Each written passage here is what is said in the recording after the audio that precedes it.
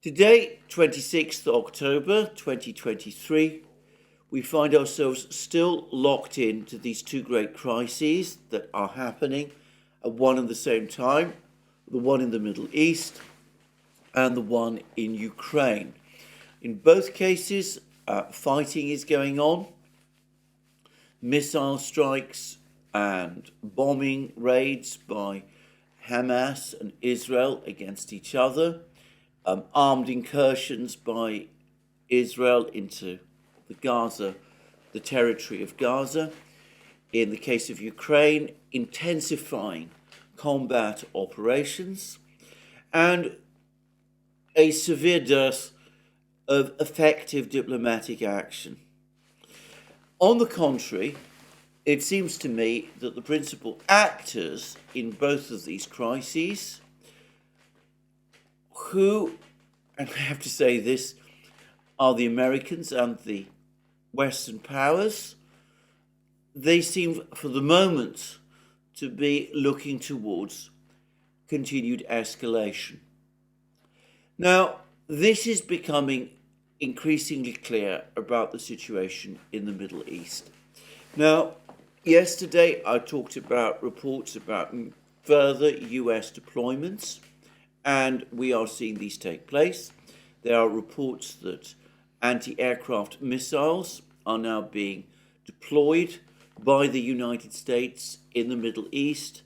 There were reports yesterday that the United States has asked Israel to defer the launch of its ground offensive in Gaza until these deployments of anti-aircraft missiles by the United States to the Middle East have fully taken place. As Alex Christoforou and I discussed a couple of days ago on the Duran, we had the impression that the primary reason why Israel has been repeatedly pressured by the United States to delay the launch of its ground operation is because the United States still needs time to complete its military deployments. Well, with the request for the further delay in the launch of the ground operation until these anti-aircraft missile deployments have taken place, we see that that piece of speculation by ourselves on the Duran has been, at least to some extent, corroborated. Israel is clear, or at least some political figures within Israel, including Prime Minister Netanyahu, are straining at the leash about this. They are clearly becoming increasingly frustrated by the delays in launching a ground operation in Gaza. But anyway, for the moment at least, the American requests to Israel to hold off from launching an all-out offensive against Gaza seemed just about to be holding. And we see, as I said, deployments of anti-aircraft missiles. But those aren't the only deployments, American military deployments, that are taking place. This morning, I woke to the news that two further US carrier groups, aircraft carrier groups, are being deployed. It's not entirely clear to where, but anyway, it does seem that they're on their way, and it is likely that they're heading towards the Middle East. If so, then we're going to have 4 American aircraft groups concentrated in the Middle East, which looks like an overwhelming display of power. I've heard somewhere that given that some of the American carrier groups, 11 in total, are almost certainly requiring maintenance and refurbishment, this is regular practice. If 4 American carrier groups are operating at one and the same time, then that is perhaps up to half the surface fleet available to the United States operating in one particular theatre. Well, if that is true, that gives us a sense of the scale of the American military commitment. But putting that aside, it is still an overwhelming commitment in terms of sheer force. And this is happening alongside deployments of military aircraft to the Middle East in increasing numbers, surface-to-air missiles, and there are, of course, also reports that nuclear submarines, American nuclear submarines, are being dispatched to this area as well. So this is a huge build-up by the United States with great uncertainty as to what precisely the purpose of this build-up is. And as I've discussed in various places now, as I discussed, for example, in that discussion which was hosted by David Sachs on Spaces, X Spaces, in which various people participated. One of the great, including Elon Musk and Colonel Daniel Davis and others. Anyway, it seems that nobody, apart from the Americans, and one presumes the Israelis, is being informed or kept properly informed about what the purpose of these huge deployments actually is. Now, the US government has made certain public statements. It seems to be couching these deployments largely in terms of deterrence. There have been warnings against various third parties in the Middle East, the Hezbollah forces in Lebanon, other Shia militias in Iraq and elsewhere, and of course, above all, the Iranians, that if they start anything in connection with whatever happens between Israel and Hamas, then they can expect an overwhelming American reaction. So that would appear to suggest that these deployments are intended primarily as some kind of a deterrent. I have to say that a deployment on this scale does not look to me at all like a deterrent. It looks to me like preparation for offensive action. I do not believe that assets on this scale get deployed to a theatre without some sort of military operational plan having been drawn up and lying behind them. Probably plans like this have existed in the Pentagon for many years, and they're updated on a regular basis, and it looks to me like these deployments are following what presumably is an already well-established plan. And that plan, logically, must be for an outright US military offensive against some big Middle Eastern power, and the obvious one, in fact the only likely one, is Iran. So this, it seems to me, is what these deployments are all about. Now, American officials, as I said, have been talking about these deployments in terms of defense and deterrence and warning. But if you deploy huge forces to a theatre of war, and if you have a plan, a military plan for what you might do with these forces once they're deployed, then the prospects of that plan being acted upon and those forces being used in accordance with that plan, in other words, in order to attack Iran, well, that seems to me to grow to extremely dangerous levels. In fact, I would go further, and I would say that if you have a plan to attack Iran, and you have the assets necessary in the theatre to attack Iran, then the strong likelihood is an attack on Iran at some point over the next few weeks is indeed going to happen. And it is alarming, to say the least, that we are starting to see in parts of the media, especially the media in Britain, which consistently reflects or mirrors very hardline positions by the most extreme hardliners in Washington and in London. Anyway, we're starting to see, again, increasing amount of talk about potential war against Iran.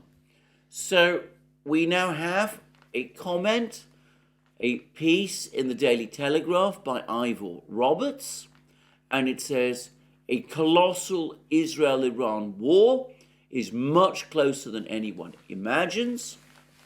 And the subtitle then goes on to say, some of Hezbollah's leaders might be asking, if not now, when? It would be a brave body who would bet against a widened conflict. And there is a great deal of discussion about, deeply speculative discussion, about a possible role that Iran might have had and Hezbollah might have had in the Hamas attack on Israel on the 7th of October. This despite admissions that there's not been any actual evidence that Iran was involved in that attack or even knew about it in advance. But anyway, there's a lot of speculation about this in this article and further discussion about Iran's involvement with both Hezbollah and Hamas. And then the article goes on to say, this raises the spectre of a major escalation after years of a shadow war, a direct Israeli-Iran conflict, prompted in part by Israel's conviction that Iran may now have reached a nuclear weapons threshold, looks a real possibility.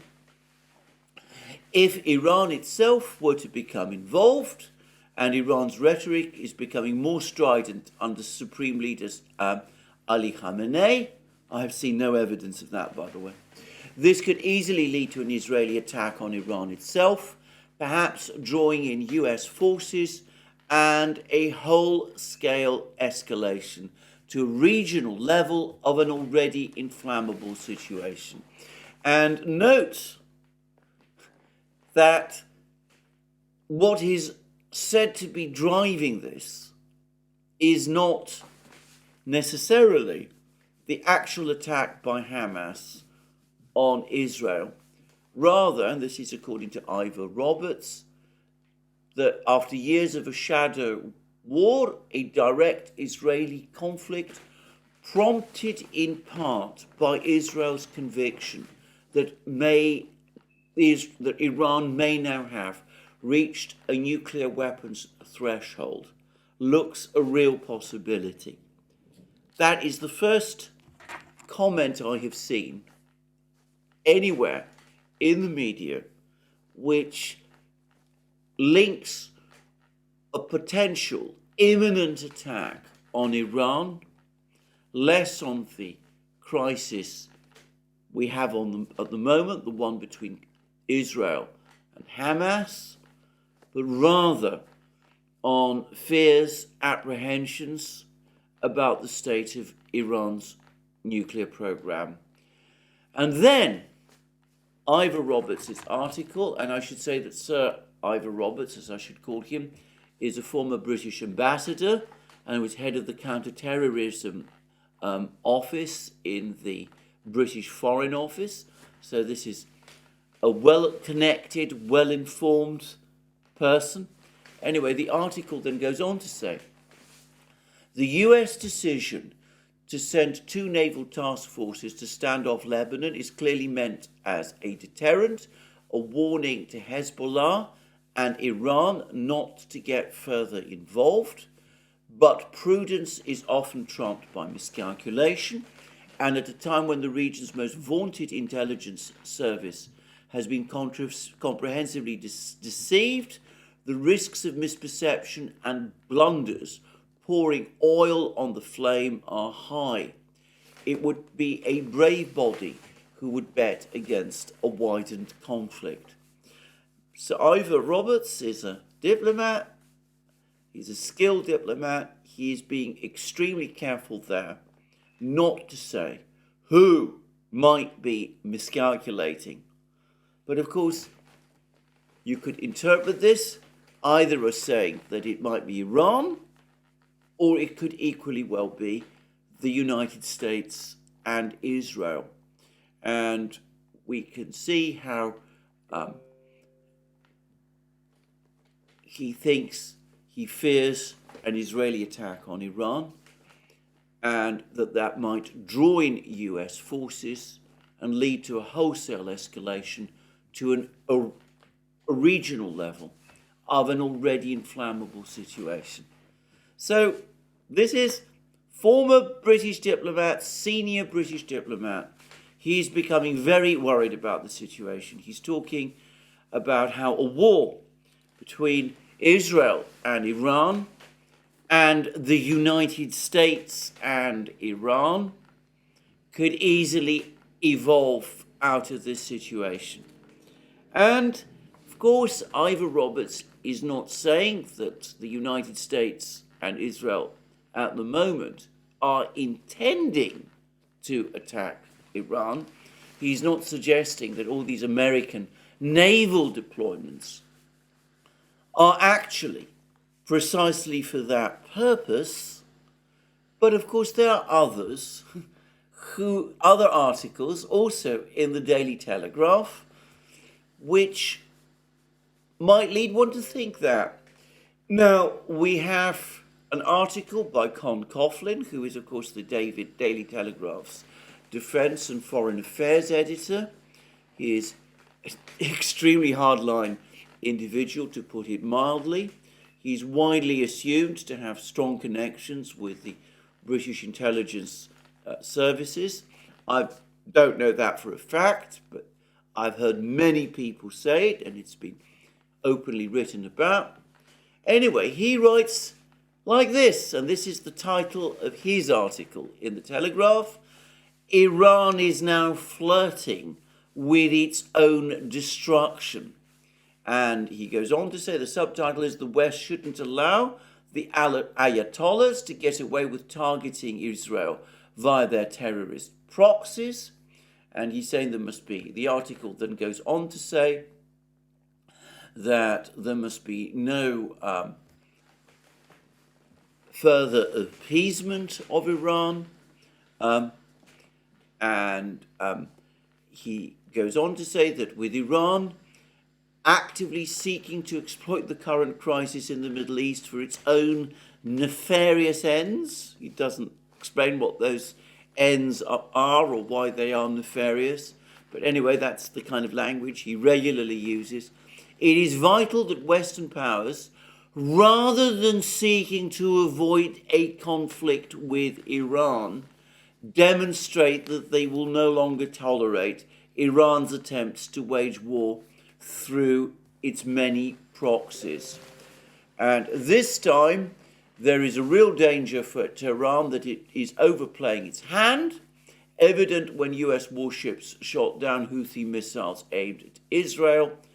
Other Western powers, including the United Kingdom, should likewise deploy military assets to thwart efforts by Iranian-backed terrorists to hit Israel and its allies.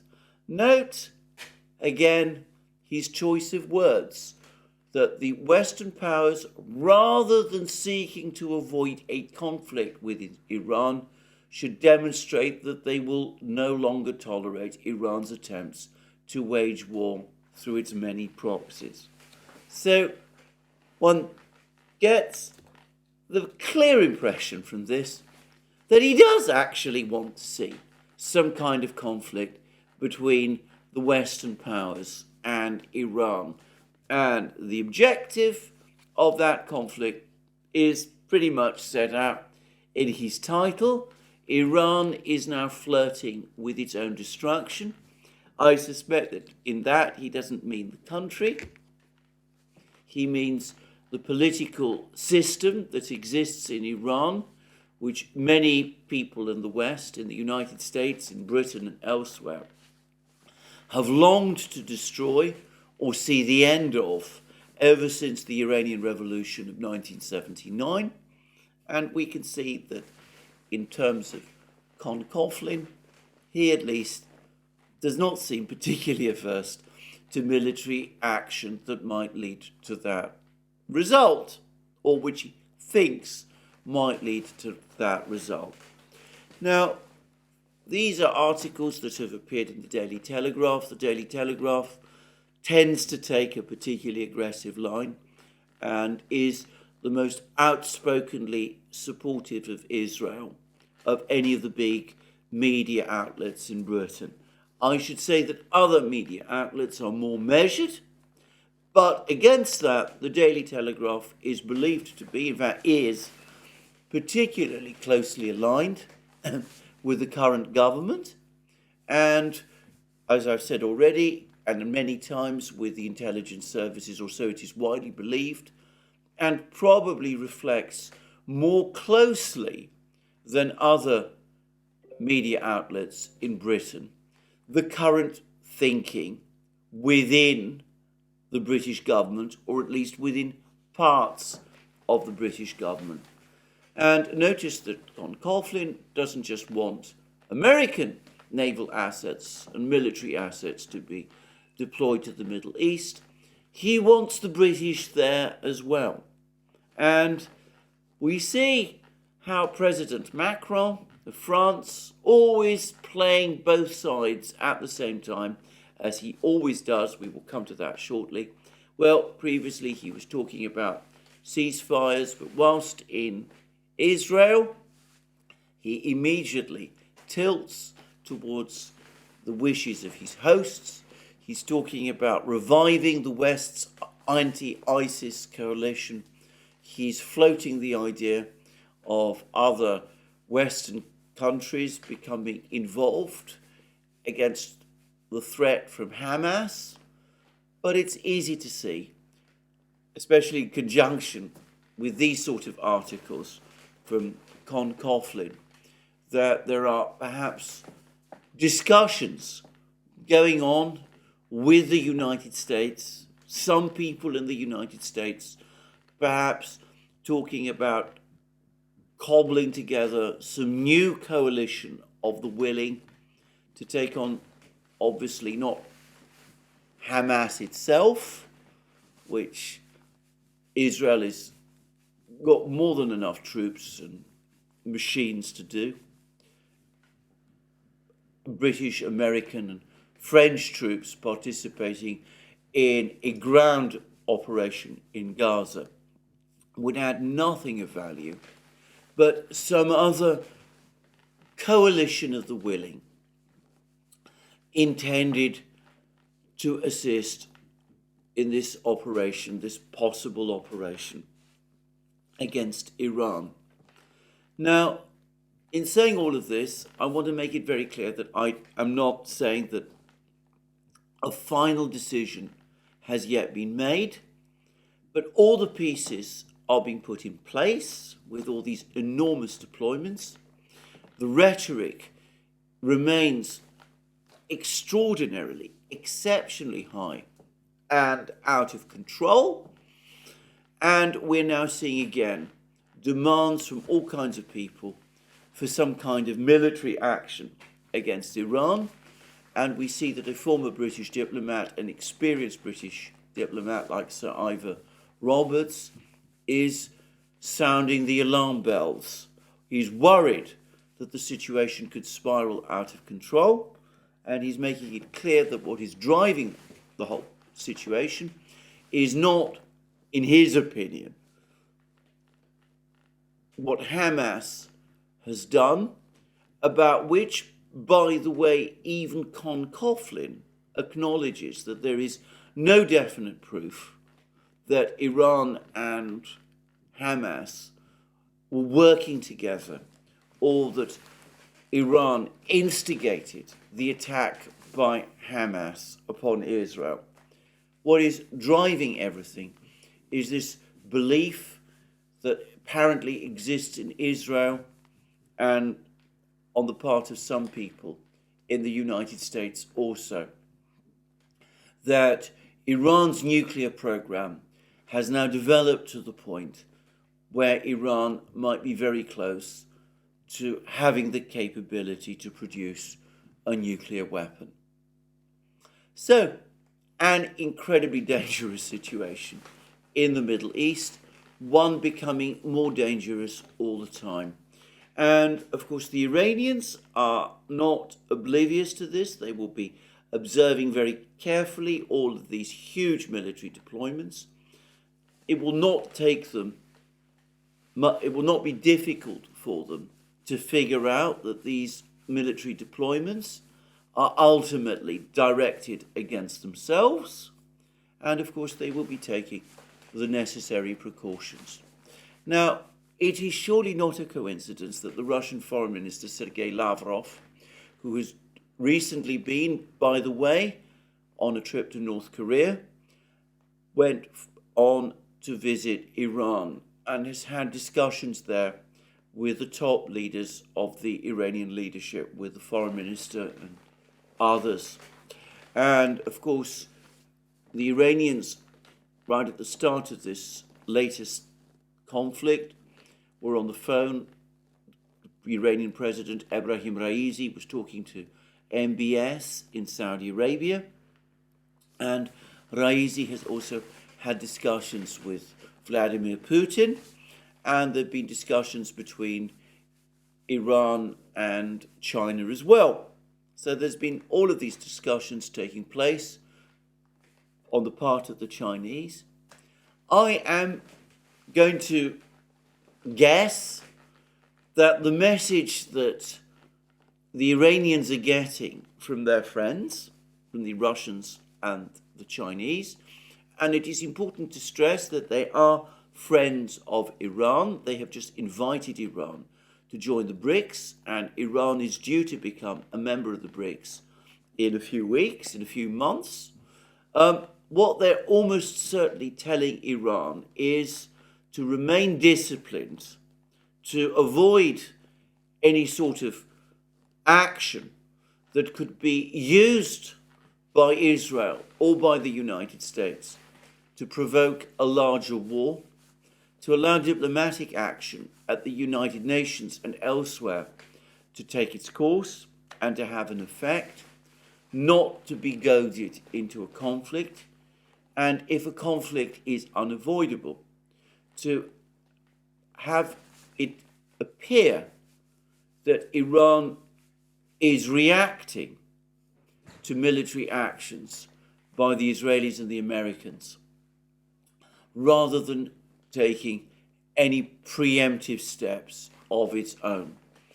And the Iranians, who are extremely sophisticated political actors, whatever else one may think about them, probably don't need that advice and are probably at the moment busy telling their friends in the Middle East, the Hezbollah movement in Lebanon, the various militias in Iraq, they're probably busy telling them also to remain disciplined, to hold off from further action, not to play into the hands of the hardliners in Washington and Jerusalem, and perhaps potentially London, to try to do everything they can to avoid a wider war at this time. And there's been much comment about the fact that senior Iranian officials have visited Iraq, have had meetings with top leaders of Iraqi Shia militia. I think many people have construed those trips by those Iranian officials as the Iranians making preparations for a wider war.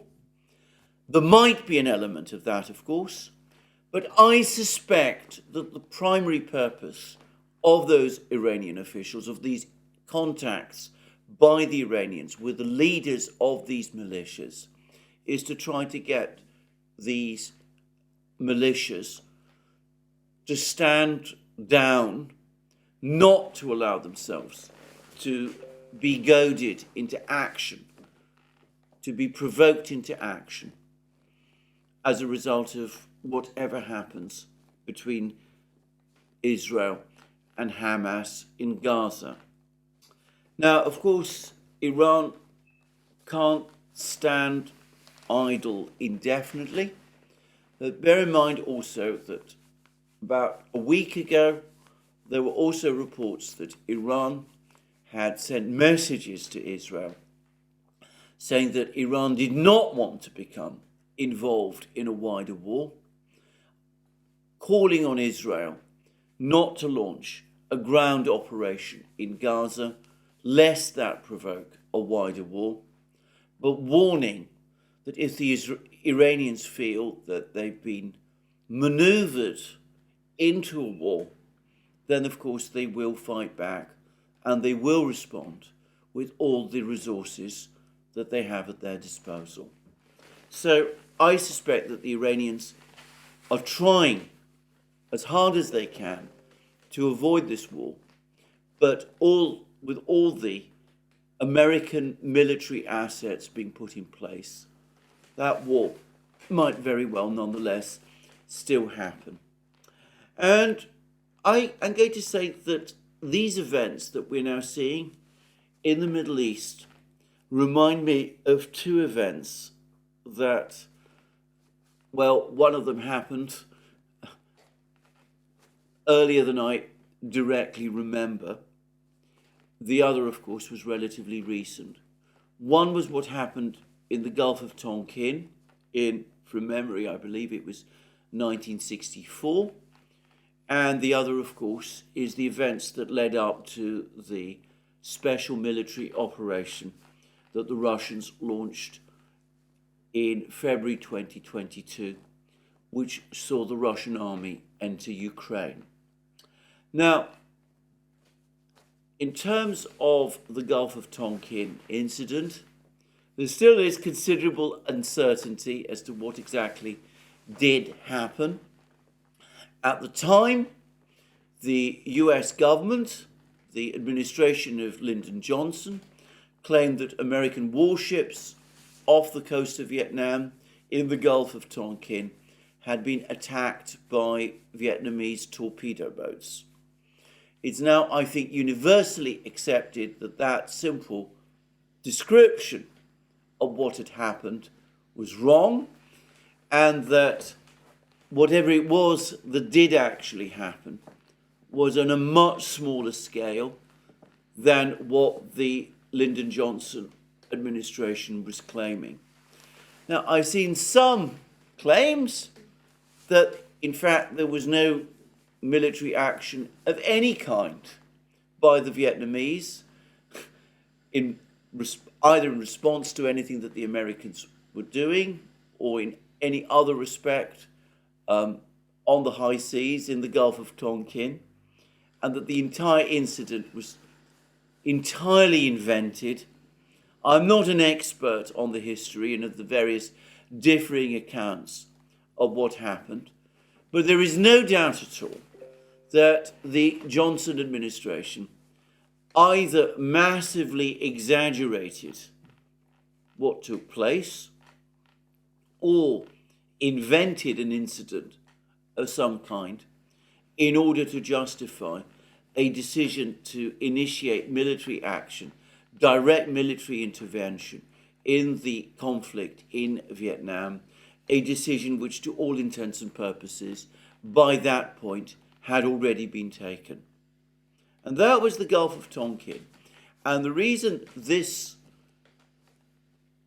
events that we're seeing today in the Middle East do somewhat remind me of this is because we're getting all of these scattered reports of drone and missile attacks on American troops and bases across the Middle East.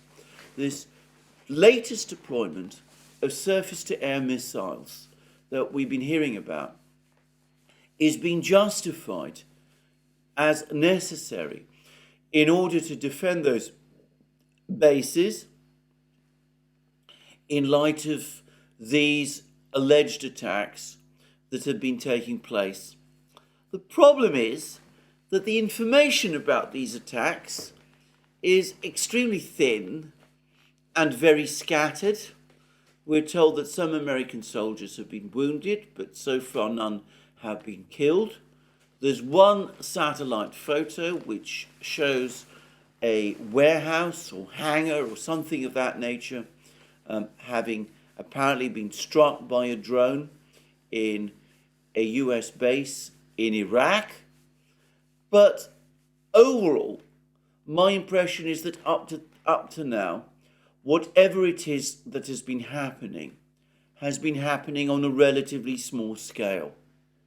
And yet we see that the United States, apparently in response to all of this, is rushing Patriot and THAAD missiles to the Middle East in order to protect these bases.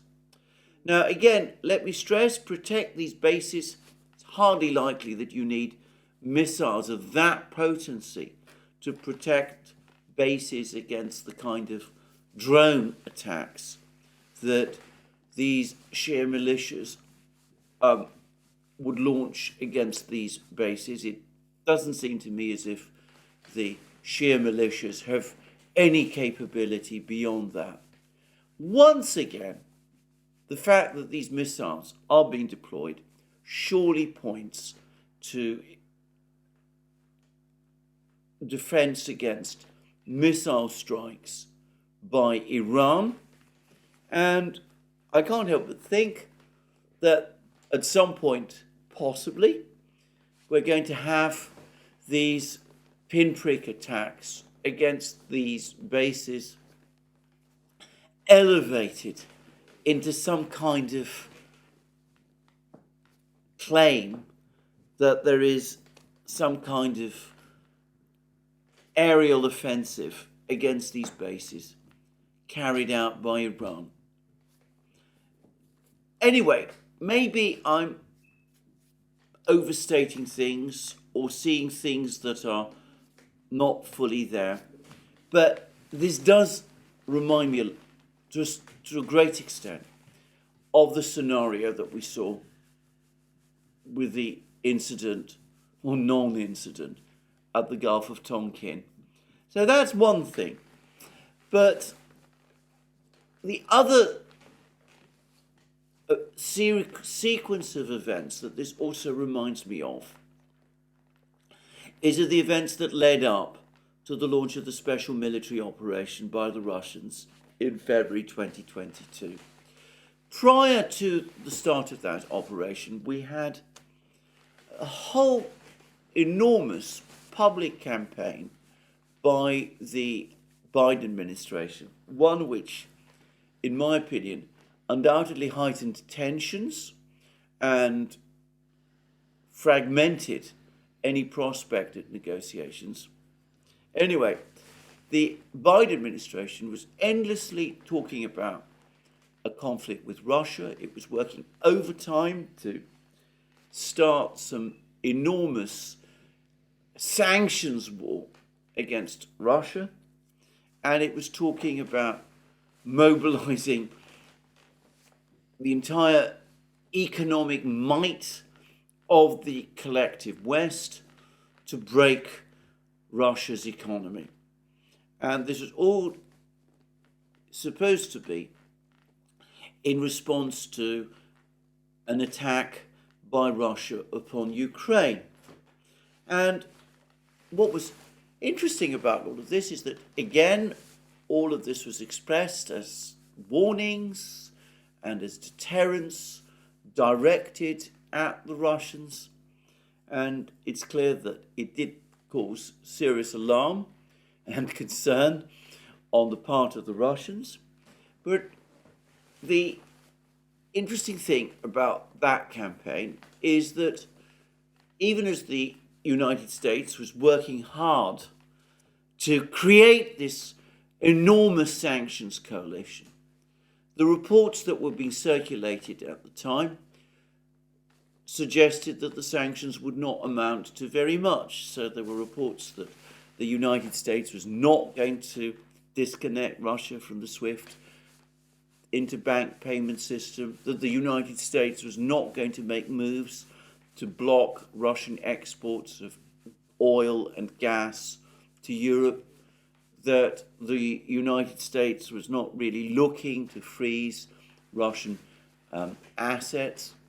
And of course, all of that seems to me to have been intended to lure the Russians into thinking that despite the fact that they were being given all of these warnings, in reality, there was a limit to what the Americans and the Europeans would actually do.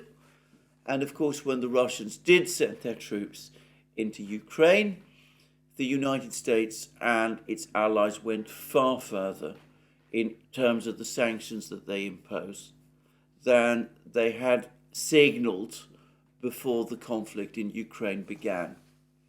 And it's clear to me, with hindsight, that this was a trap. And again, I have to say that with all of these moves, with the assurances that these are not these latest moves in the Middle East, that these deployments are intended purely in deterrent terms, we're seeing something similar happen. Moves which are presented as being defensive, but which actually have an offensive purpose. The offensive purpose being, in other words, to launch some kind of massive strike on Iran. Anyway, we'll just have to see how things turn out, but I do find all of this very ominous and very, very concerning. And I personally, like Ivor Roberts, have to say this. I think that the prospects of a joint strike by Israel and the United States on Iran, though not yet a certainty, is now becoming a probability. And I think that if that happens, it will probably happen at some point over the course of the next few weeks.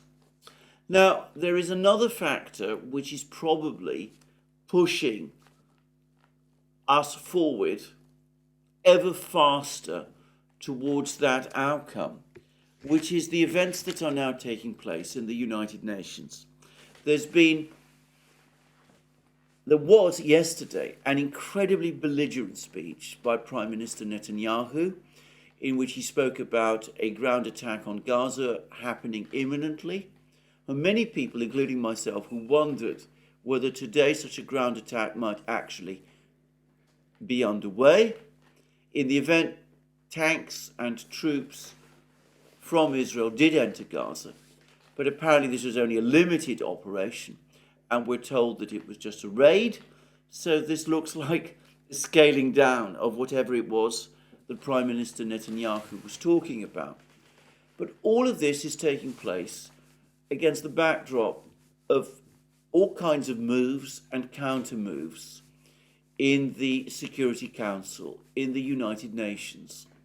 And it's very interesting to look at what is going on, because it is clear that gradually, step by step, the United States is starting to lose ground. Now, there's been a discussion of what happened yesterday in the Security Council. You can get a whole summary of it from the United Nations website. And we are told that two competing resolutions, one presented by the United States, the other presented by Russia, were each put to the vote in the Security Council yesterday.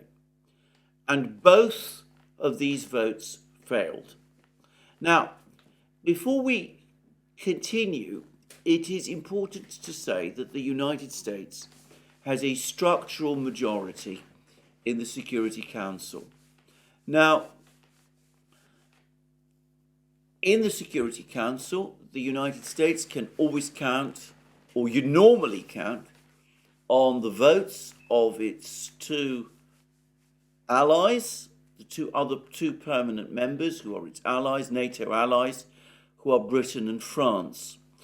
But in the Security Council that we have at the moment, because the membership of the Security Council was basically decided at the end of the Second World War, the structure of the Security Council was decided then.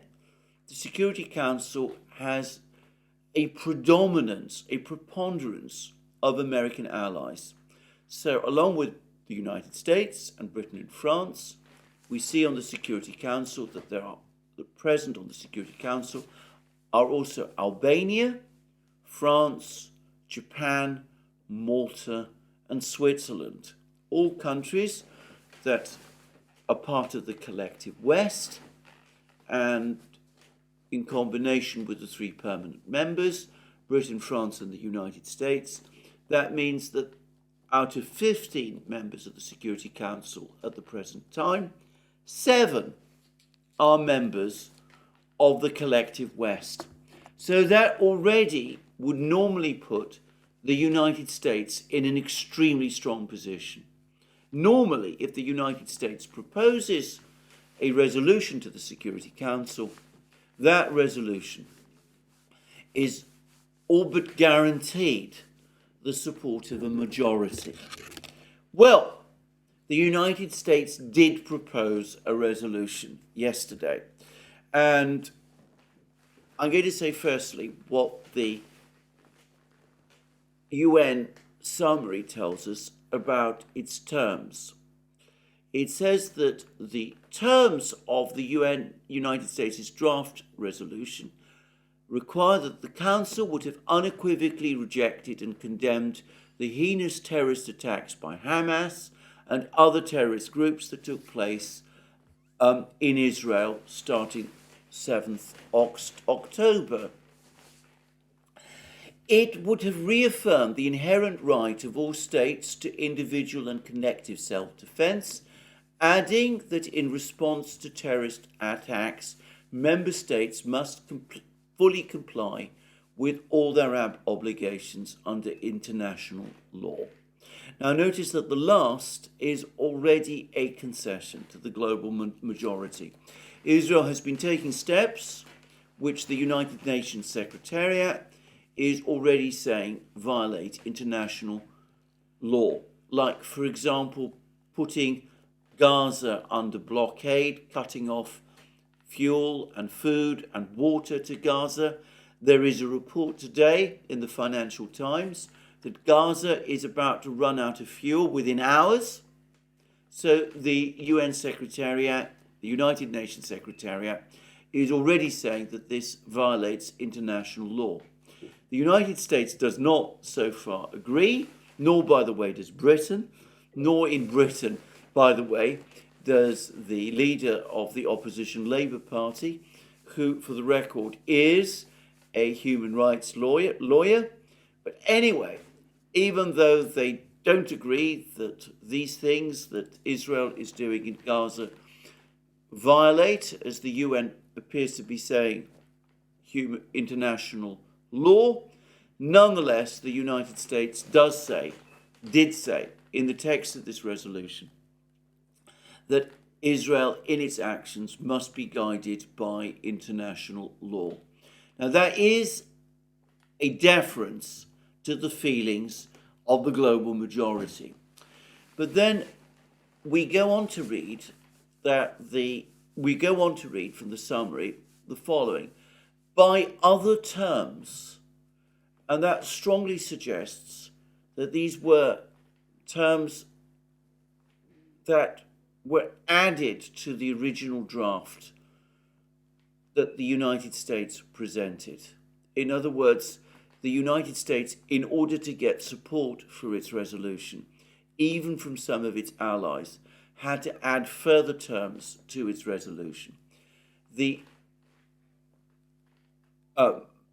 UN summary says, by other terms, the Security Council would also have demanded the immediate and unconditional release of all remaining hostages taken by Hamas and other terrorist groups, and called for all measures, including specifically humanitarian pauses, to allow the full, rapid, safe, and unhindered humanitarian access. Now, that isn't a ceasefire, but it seems there was an enormous amount of cumulative pressure on the United States to allow full, rapid, safe, and unhindered humanitarian access to the civilian population in Gaza, and that it was accepted that there should be humanitarian pauses. In other words, local, brief, time-limited ceasefires. So that, again, the United States had to agree to in order to mobilize full support for its resolution, the maximum amount of support for its resolution in the Security Council. Now, by contrast, the Russian resolution, the alternative Russian resolution, was tougher in its terms and perhaps rather more coherent. By the terms of the Russian Federation's draft, the Council would have called for an immediate, durable, and fully respected humanitarian ceasefire. So that's the key. The Russians, they're not interested in humanitarian pauses. They want a full ceasefire. The resolution would have, the draft firmly condemned all violence and hostilities against civilians, and unequivocally rejected and condemned both the heinous attacks by Hamas in Israel starting 7th October and the taking of civilian hostages. The Russians in their first resolution did not name Hamas and condemn what they did. In this second draft resolution they proposed, they do condemn Hamas, but they still call for a ceasefire and release of hostages. And then we're told that by other terms, and again this suggests that these other terms have been negotiated to some extent, the Russian draft would have called for all measures such as humanitarian pauses and establishment of humanitarian corridors, that is, in effect, a concession to the United States, necessary to allow humanitarian agencies and their implementing partners full, rapid, safe, and unhindered access to all affected areas in Gaza. It would have also urged the immediate rescission of the order for civilians and US staff to evacuate all areas of Gaza north of the Wadi Gaza and relocate to the south. And that is a demand specifically addressed to Israel. So, the fundamental difference between the two UN resolutions, the two drafts, is that the Americans now concede humanitarian pauses might have to be imposed from time to time, but they're not prepared to agree to a durable ceasefire. The Russians want, straightforwardly, a ceasefire. That is the only difference, the only essential difference between the resolutions. So what happened during the voting? And here is where I think it becomes interesting and complicated. But if you note the fact that I said at the start that the United States has an institutional majority in the Security Council, it nearly always has 7 votes in its pocket, you begin to see that it is the Americans who are starting to lose ground. So the American draft was put to the vote first. 10 voted in favour, 3 against. The 3 that voted against were China, Russia, and the United Arab Emirates. There were 2 abstentions, which were Brazil and Mozambique. Now, Russia and China have vetoes, and that meant that the resolution failed. But note that Brazil and Mozambique refused to support the American resolution. The American resolution had the support of its other 6 allies, and it was able to get support from countries like Ecuador and Ghana. But 2 of the non-aligned countries, if you like, or at least Mozambique, refused to support it, and the UAE, normally a friend of the United States, voted against it. So, support for the US resolution, but I suspect the Americans probably disappointed that they got 10 votes. They were probably hoping to get 12. They were probably disappointed that the Brazilians and the Ghanaians the Brazilians and the Mozambicans refused to vote for their resolution. It gets much more interesting when we look at what happened in the voting for the Russian draft. The Russian draft got 4 votes in favour. China, Gabon, Russia, the United Arab Emirates. Gabon, by the way, voted for both resolutions. So the Russians got 4 votes. Only 2 states, however, voted against it. These were the United Kingdom and the United States. So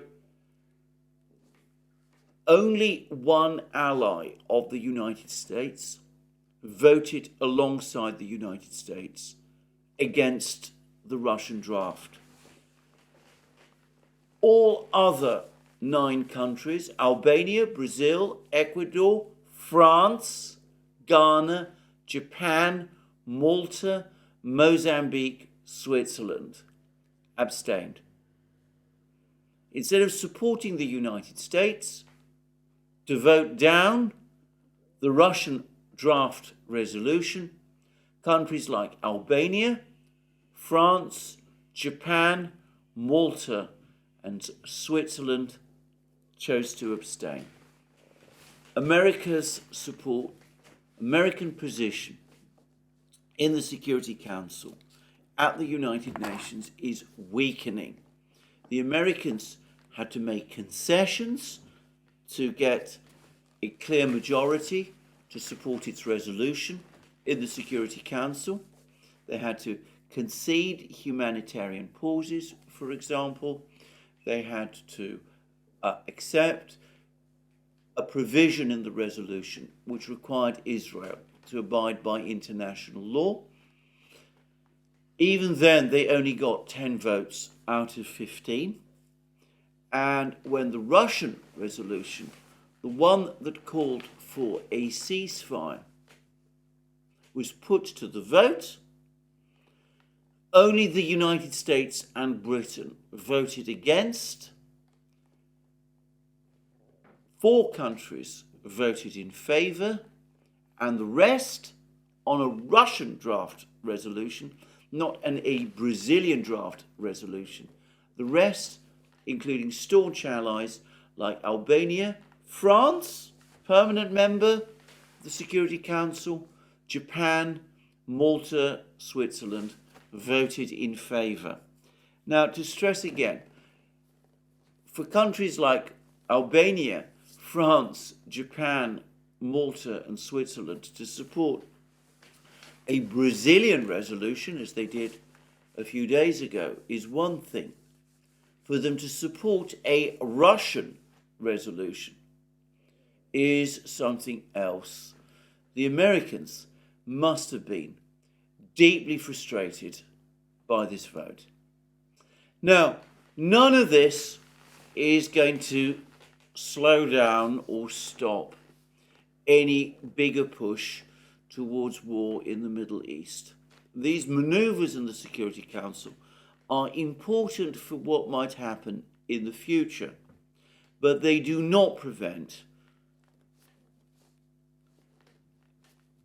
a deepening of the crisis in the Middle East, possible military strikes against Iran, any one of those things.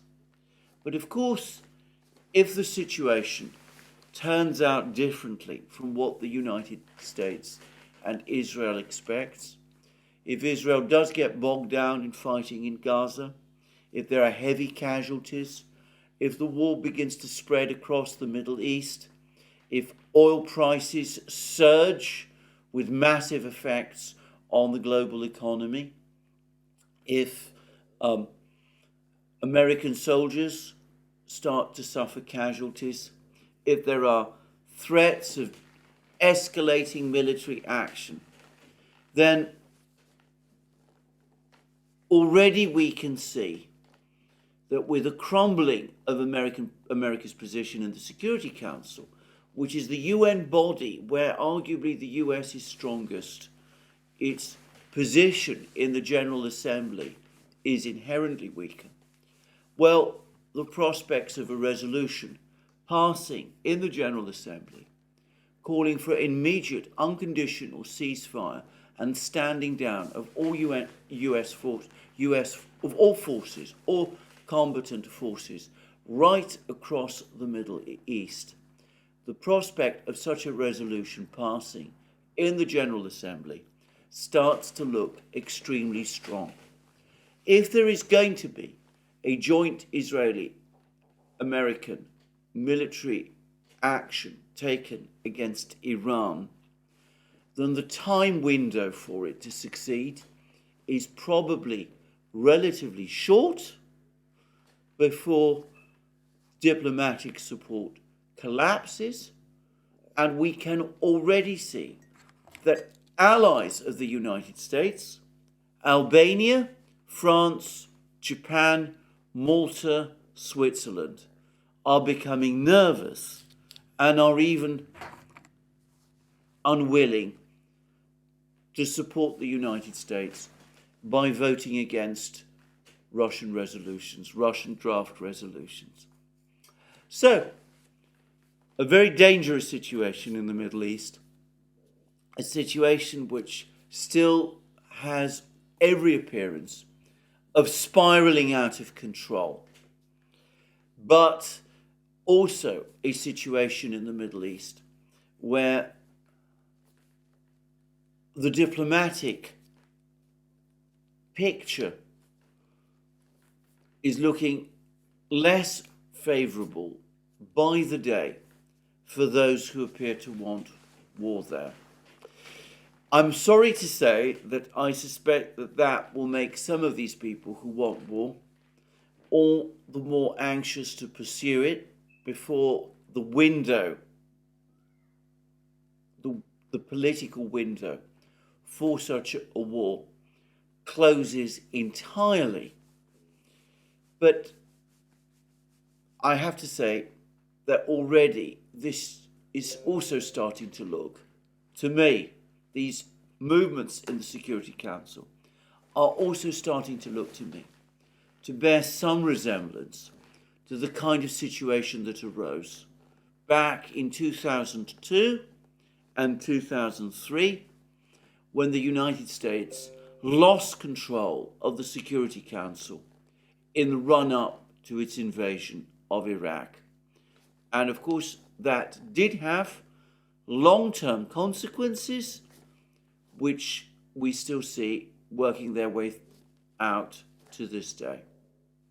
Anyway, that is the situation in the Middle East, extremely concerning as it is.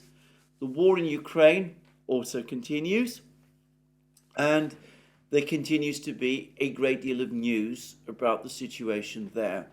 And yesterday I spoke about what is looking to be an operational crisis for Ukraine in Avdeyevka. Today there's been more comments by Zelensky's former spokesman, Arestovich, who appears to be saying the same thing. And there's also apparently a continued deterioration of the military situation further north in Kupiansk. Everywhere else, so far as I can see, the front lines overall remain stable. Ukraine continues to try to send men across the Dnieper River into Kherson region, but from what I can tell, they're not achieving very much at the moment. Large numbers of these men have been killed. Every so often, they manage to establish themselves for a short time on the eastern bank of the Dnieper, but they don't, in the main, appear to stay there for very long. Anyway, that's my impression of the fighting there. I don't see it as having particular significance. But there are more reports now that the Ukrainians are having to rush troops to Avdeyevka. There was lots of reports yesterday that President Zelensky has instructed General Zaluzhny, the commander of Ukraine's ground forces, that Ukraine must defend Avdeyevka at all costs. I'm going to suggest that these redeployments of troops by Ukraine to Avdeyevka are exactly what the Russians want to see happen. I've said already that, in my opinion, as much as capturing Avdeyevka itself, conducting attrition against the Ukrainian forces remains the overall Russian strategic plan, and we are getting more reports now that appear to bear that out. Firstly, there's been a most interesting report from Bloomberg that the European Union, entirely predictably, has failed to deliver for Ukraine all the 1 million shells that it promised. Now, when that initial promise was made back in the spring, I said that I expected that the European Union would pull out all the stops and deliver those 1 million shells to Ukraine as soon as possible in order to facilitate Ukraine's offensive. And in my calculations of a couple of months ago, when I said that I thought that Ukraine would probably be able to sustain its offensive at full level until the end of August, I did so on the presumption that Ukraine had indeed received those 1 million shells. Well, it turns out that, in fact, they've only received, up to this time, around a third of that number. It seems increasingly unlikely that the European Union will be able to fulfill its promise. It's supposed to be providing 1 million shells by March. Nobody any longer apparently expects that. And European officials are now grumbling that all this vast expenditure on shells, producing shells, that all that it has managed to achieve is to increase the cost of a shell from 2,000 euros per shell to 8,000 euros per shell. Now, anybody with any knowledge of industrial processes would have known that would happen. If you simply throw money at a problem, if you don't first work on expanding production, and that takes time, training the personnel, finding the raw materials, expanding the factory space, putting together the machine tools, all of that takes time before it produces results. If you just throw money at a problem, what you're going to get is not more shells. You're simply going to increase the price of the shells. And that is exactly what has happened. If you wanted further proof that the people who run things today in Europe are completely ignorant of industrial and manufacturing processes and have only the shakiest understanding, not just of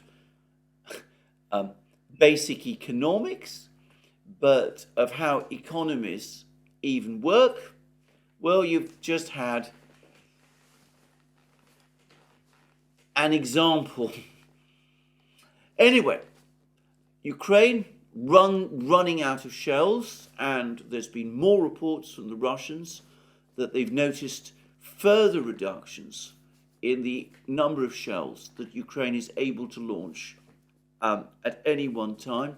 The number of shells that Ukraine is launching appears to be declining, and we see the Russians in the meantime continuing their pressure all along the front lines, even as the situation in Avdeyevka for Ukraine continues to deteriorate. Also reports now that the Russians have been making further moves in the north along the Oskol River and near Kupiansk. And the reason for thinking that this time this might be more serious for Ukraine is that there are now increasing comments expressing alarm about this from Ukrainian sources as well. So we could see how Russian pressure all along the front lines is intensifying, and of course the Ukrainians are becoming increasingly alarmed and dismayed by this. And I suspect that even as the pressure on the front lines grows, the panic caused by the systematic destruction of what is left of the Ukrainian Air Force must be adding to the sense of crisis, not just in Kiev, but in European capitals. Now, there's been much speculation about what exactly is going on. I think I was the first non-Russian commentator to point out that the Russians were reporting very large numbers of Ukrainian aircraft being shot down right across the front lines. And the Russians have now provided the explanation of how this is being done. There were speculations yesterday, which I discussed in my program yesterday, that Ukrainian fighter jets were being shot down at long ranges by MiG-31 fighter jets operating over the Black Sea, launching very long-range missiles, air-to-air missiles. And there was a lot of discussion about the R-37M missile, which is carried by the MiG-31, and many people were attributing the effect, the consequence, the shooting down of these Ukrainian aircraft to the work of the MiG-31s over the Black Sea, firing very long-range R-37M missiles at Ukrainian targets. Well, it turns out that was actually wrong. The way in which the Russians have started to shoot down Ukrainian aircraft in these large numbers is that they have, for the first time apparently in this war, deployed aggressively AWACS aircraft, to be precise, the Beriev A-50U aircraft to the battlefronts, and it is now operating and providing data links and control to S400 missile systems. These very, very powerful Russian ground-based air defense systems that the Russians have operating on the battlefields. They have them in Crimea, in Donbass, in all sorts of places like this. And the point is that the Beriev is able to track Ukrainian aircraft. It flies at very high altitudes. Its radar is immensely powerful.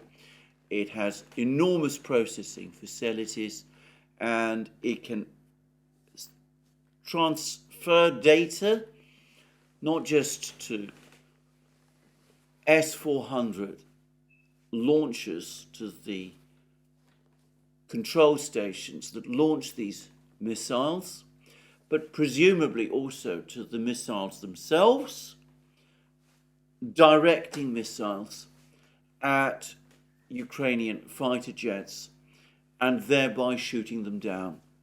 And of course, these missiles, these S400s, have exceptionally long range.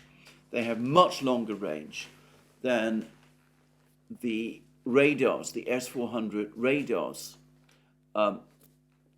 can direct these missiles to. But of course, with the enormously powerful radars that the Russians have on their AWACS aircraft, and the fact that these aircraft fly at very high altitudes, the effective range of these S-400 missiles has been hugely extended. And the result is the massacre in the skies that the Russians are reporting. Now, I say the Russians are reporting because we've had no word about this from the Ukrainians, no word about this from any Western governments. And the Ukrainians, of course, instead are talking up the very heavy losses they claim the Russians are suffering in places like Avdeyevka. And of course, I do not have any means to corroborate these Russian claims. I mean, I'm not there on the ground. I don't know how many MiG-29s are indeed being shot down. But I've said previously that when the Russians make claims about material losses suffered by Ukraine, those claims do tend to be borne out in time.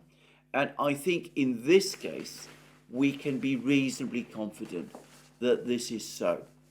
And I would add also that yesterday, the Russians, for the first time, said that they had shot down ATACMS missiles.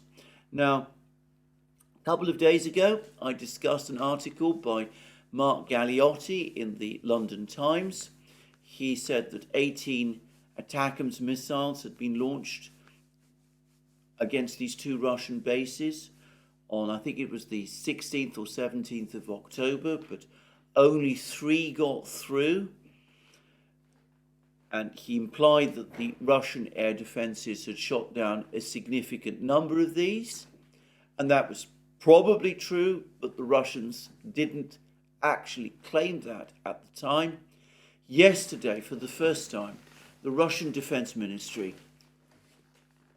claimed that it had shot down 2 ATACMS missiles. And again, I wonder whether the reason the Russians are being more successful or are being increasingly successful in shooting down these missiles is because they're operating AWACS aircraft that are better able to track these missiles, as, by the way, the MiG-31s that have been deployed can also, to a great extent, do. So that, of course, begs the further question of why, given that the Russians have these capabilities, they have apparently, well, there are various guesstimates about the number of Beriev AWACS aircraft that they have. Some put the number as low as 9, others put it as high as 16. I don't know what the true number is, but why have they not done this before? And I'm going to suggest that the reason they have not done this before is because they've been worried about the vulnerability of these AWACS aircraft to Ukrainian air defense missiles. And I suspect that the Russians probably now calculate that the Russian missile offensives against the Ukrainian air defense systems have now been so effective that air defense system has now been degraded to the point that it has become safer. It can never be completely safe, but safer to deploy AWACS aircraft in the way that we're now seeing. Anyway, I would add that Russia is now producing more AWACS aircraft anyway. Apparently a new one has just been supplied to the Russian Air Force, and as of next year, Russia's very advanced A100 AWACS system, which is going to replace its existing A50 AWACS aircraft. The first one of those is apparently due to enter service. So that might enhance the capability, the Russians' capability, even further. But anyway, we will see what, if any, counteraction the Ukrainians come up with. But as I said, if Russian AWACS aircraft are able to continue to operate over Ukrainian skies in the way they are doing, well, I won't say that it's a game changer, but we will see that Ukraine's position, military position, is going to deteriorate even further. So, a crisis, a military crisis, starting to develop for Ukraine. Growing concerns on the part of Ukraine that its forces are being ground down on the battlefronts. Signs, increasing signs that Ukraine is running out of manpower that can be mobilized to fill the gaps.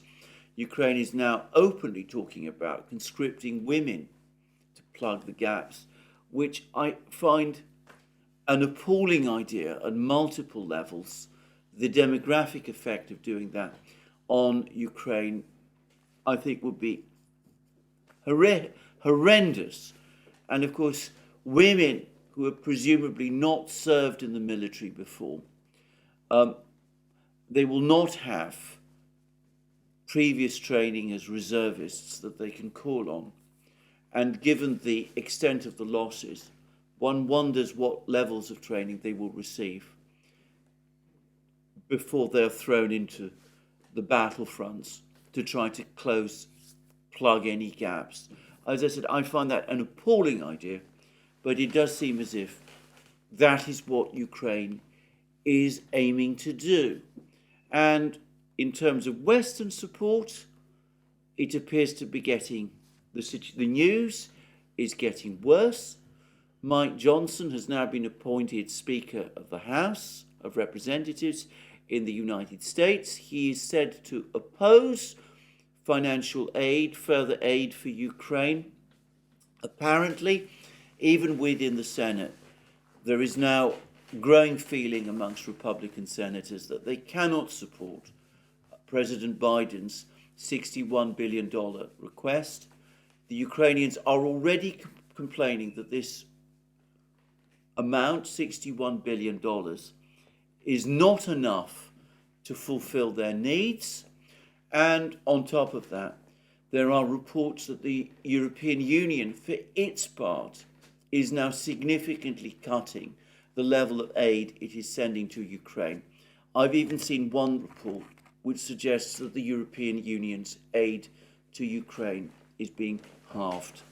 So, deteriorating situation for Ukraine on the battlefronts, a catastrophic situation developing in the sky over Ukraine, decline in Western financial aid, more evidence, by the way, that Ukraine is having to throw its remaining Western tanks to plug holes in various locations, including in Avdeyevka and Kupiansk, and there's been more pictures circulating of Leopard 2 tanks on fire. Of course, there's always doubts about when those pictures were made.